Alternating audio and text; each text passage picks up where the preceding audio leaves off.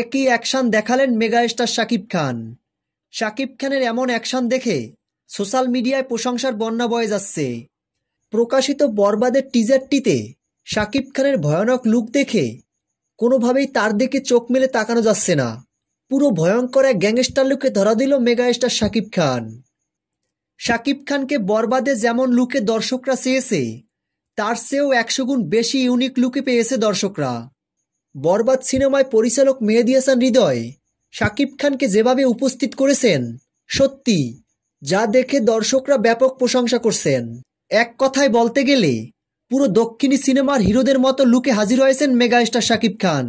তো ভিউয়ার্স, শাকিব খানের এমন লুকটি আপনাদের কাছে কেমন লেগেছে কমেন্ট বক্সে জানিয়ে দিন।